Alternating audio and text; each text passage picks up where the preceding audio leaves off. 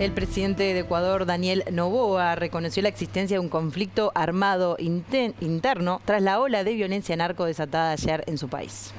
Al menos 40 personas, entre ellas efectivos policiales, han muerto tras la escalada de violencia en Ecuador. Desde la noche del 8 de enero, el país vive un escenario de guerra. Tras la fuga del líder de una banda criminal informada el pasado domingo, luego de varios motines, además en las cárceles que se iniciaron en la mañana del lunes, a todo esto se suma el hecho de que un grupo de hombres armados asaltó un canal de televisión pública después de que el presidente Daniel Noboa declarara el estado de emergencia tras el estallido de violencia en el país. Noboa emitió un decreto, el segundo en 2 días, en el que describió como grupos terroristas a 20 bandas de traficantes de drogas que operan en Ecuador, autorizando al ejército a neutralizar estos grupos dentro de los límites del derecho internacional humanitario. El presidente declaró que el país había entrado en un conflicto armado interno.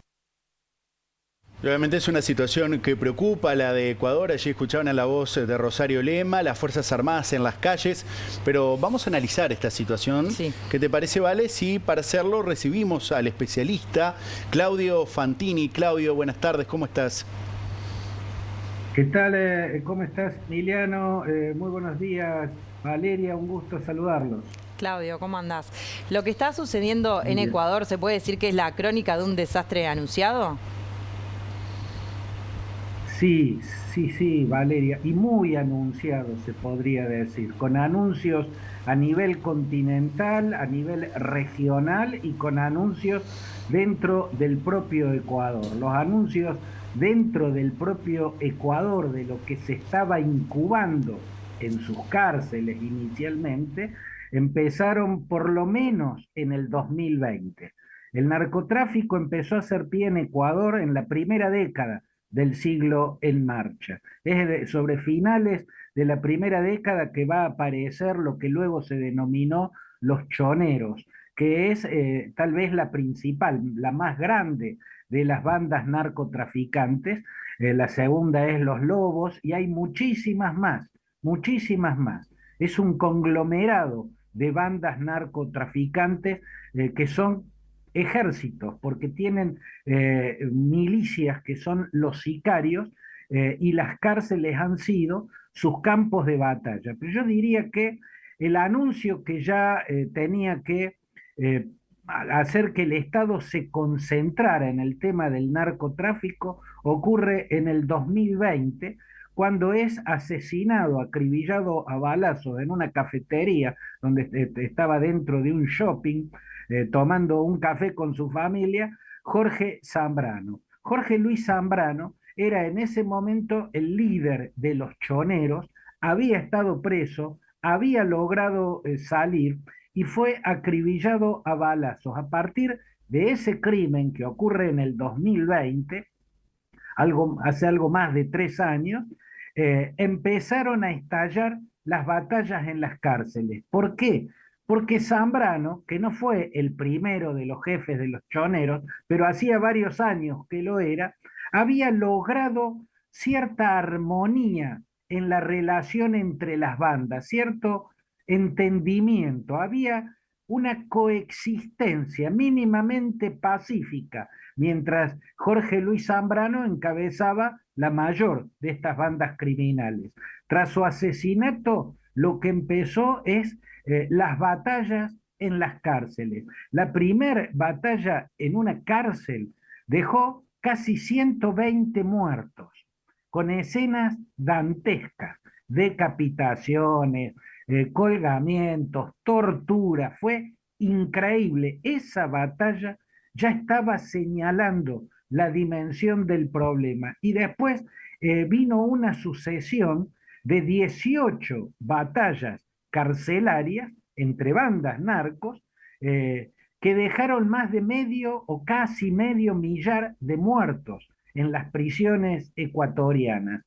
A esa altura, hace 3 años, ya estaba clara la gravedad del problema. Sin embargo, es este presidente que asumió hace un mes, Daniel Noboa, el primero en declarar la guerra al narcotráfico. Pasaron 3 años y no se declaró la guerra a un mal que ya estaba mostrando su tamaño.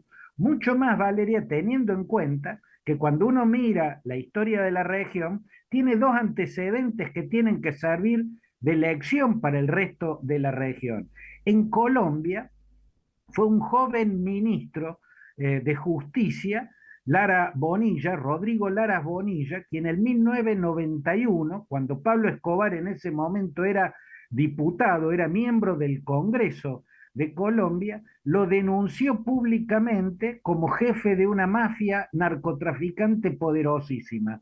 La respuesta de Pablo Escobar, a quien por esa denuncia expulsaron del Congreso, fue el asesinato de Rodrigo Lara Bonillo, o sea, un magnicidio. En 1993 vino el segundo magnicidio. Luis Carlos Galán, candidato del Partido Nuevo Liberalismo, que hacía campaña electoral para las elecciones presidenciales prometiendo una guerra abierta y total contra el cártel de Medellín. Lo asesinaron en un acto de campaña.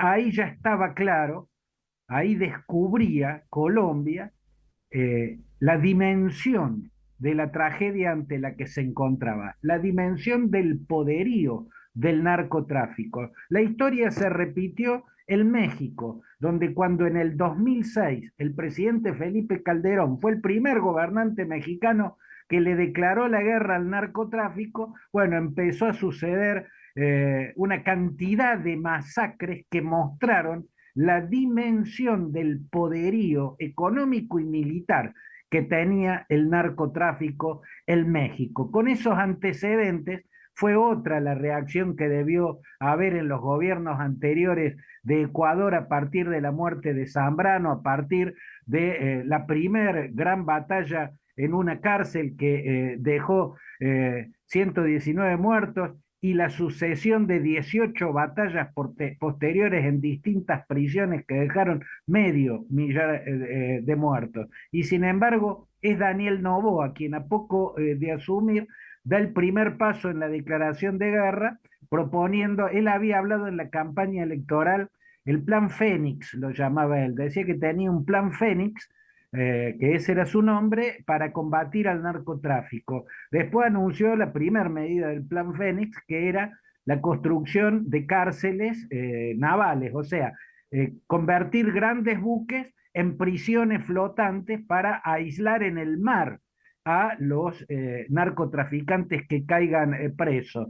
La segunda declaración de guerra fue en estos días cuando anunció que iba a militarizar las cárceles, o sea, poner las cárceles bajo control del ejército, porque a esa altura estaba claro que las cárceles son los comandos, los cuarteles generales del narcotráfico. Se originaron las bandas, las principales bandas, los choneros, por ejemplo, dentro de las cárceles ecuatorianas. Por eso cuando anunció que iba a poner las cárceles bajo control del ejército, se escaparon Adolfo Macías, líder de los choneros, y otro gran capo mafia que era quien lidera Los Lobos, que es la segunda banda narcotraficante más grande del Ecuador. Después vino la sucesión de hechos catastróficos que vimos ayer, el copamiento de un canal de televisión, el asalto a una universidad, el secuestro de policías y también las rebeliones dentro de las cárceles. Ecuador está en guerra, Valeria. Ahora, Claudio, te quiero consultar. Tú hacías mención, obviamente, al presidente Daniel Noboa, que juega un rol preponderante en esta situación. Pero ¿qué tiene para ganar o qué tiene para perder en esta guerra contra el narcotráfico? Porque estamos ante una situación bastante grave.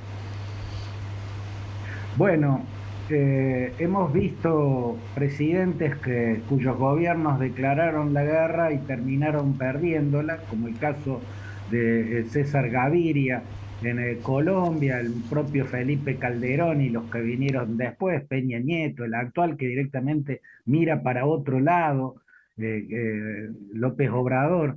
En el caso de Daniel Noboa, que es un joven y flamante presidente, porque está recién asumido, tiene todo por ganar. Lo que tiene es pocos instrumentos para ganar esta guerra.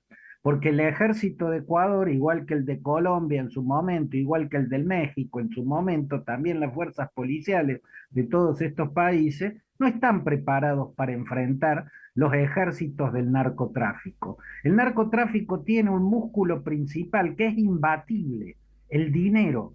La cantidad de dinero que produce el narcotráfico tiene dimensión oceánica. Por eso puede tener ejércitos de sicarios que están mejores pagados que los oficiales del ejército y de la policía que pertenecen al Estado. Ganan más los sicarios, es más negocio estar en el narcotráfico en América Latina. Por eso es tan difícil ganar esa guerra, además porque el narcotráfico, con su inmensidad de producción de dinero, puede comprarlo todo dentro del Estado, infiltra el Estado, infiltra el sistema judicial, el sistema policial, el sistema militar, vuelve cómplices a los funcionarios claves que están en puestos estratégicos. Esa inmensa cantidad de dinero que maneja el narcotráfico le da una posición de poder que es casi invulnerable. Noboa ha recibido el apoyo de Rafael Correa,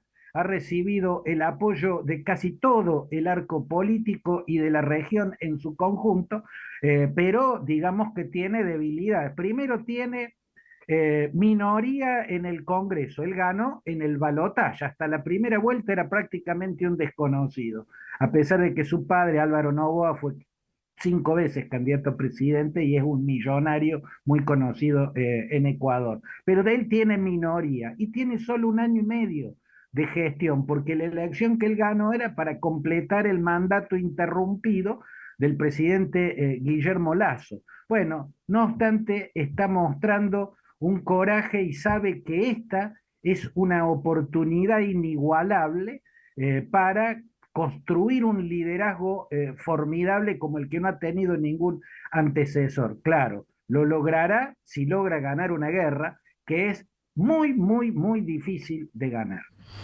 Claudio, gracias por este análisis. Ojalá que sí, que esto termine pronto por todos los ecuatorianos que están viviendo esto tan feo. Exacto. Hasta luego, Claudio. Hasta luego. Nosotros vamos Valeria y Emiliano, les dejo un abrazo. Un abrazo. Hasta luego. Les decía que vamos a continuar en tema porque el gobierno uruguayo se solidarizó con el presidente ecuatoriano Daniel Noboa ante la situación de inseguridad interna derivada por los hechos de violencia provocados por los grupos de crímenes organizados en varias ciudades del país. En un comunicado emitido por Cancillería, que ustedes están viendo allí en imágenes, se asegura que el gobierno vela por el pronto restablecimiento del orden interno dentro del estricto marco de institucionalidad, dice la Cancillería, que permite la recuperación del orden interno y la plena restitución de los derechos y libertades individuales. Por otro lado, la Embajada de Uruguay en Ecuador sigue con atención el desarrollo de los acontecimientos y se encuentra alerta y a disposición de los connacionales en aquel país. Según informaron fuentes del Ministerio de Relaciones Exteriores a BTV Noticias, son aproximadamente 500 los uruguayos que residen en Ecuador. Ahí en pantalla les vamos a compartir las líneas de asistencia e información para los compatriotas en Ecuador que necesiten asistencia o tengan alguna consulta que hacer respecto a esta situación que está viviendo el país ecuatoriano.